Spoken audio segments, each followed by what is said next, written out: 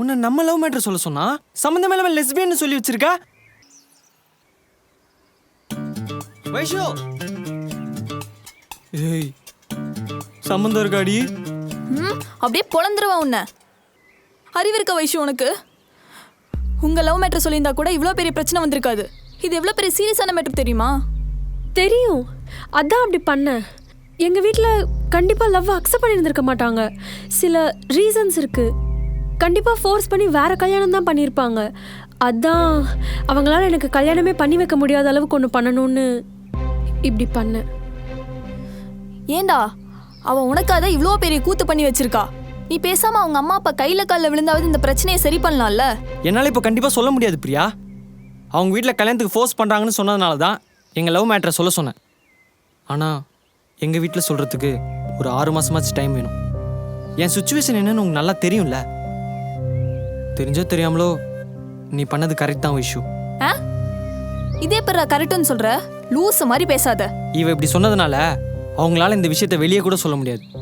கண்டிப்பாக அவங்க என்ன பண்ணுறதுன்னு தெரியாத ஒரு சுச்சுவேஷனில் தான் இருப்பாங்க. அம்மா கால் பண்ணுறாங்க. வைஷு என்கிட்ட ஒரு ஐடியா இருக்கு, பண்றியா? என்னது? அம்மா திருப்பி கால் பண்ணுறாங்க. நீ வா, நான் சொல்கிறேன். பசங்க இப்படி சொல்லும்போது ஒரு அப்பாவா எப்படி இருக்குன்னு என்னால் புரிஞ்சுக்க முடியுதுடா. ஆனால் ஒரு அப்பாவா நீயும் சில விஷயத்தை புரிஞ்சுக்கணும்.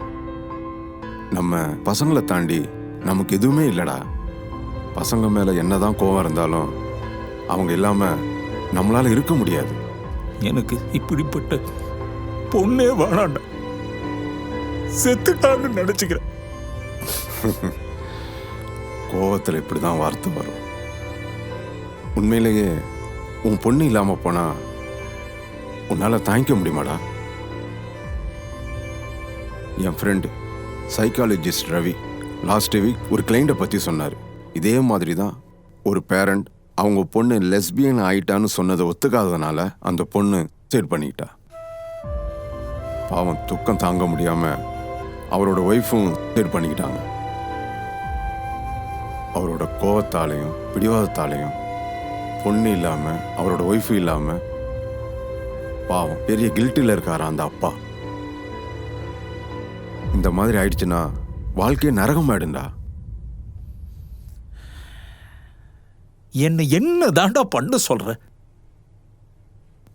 உன் பொண்ணு உட்கார வச்சு பேசிப்பாரு. அப்படி இல்லைன்னா நான் ஒன்று சொல்கிறேன், அதை பண்ணுறியா?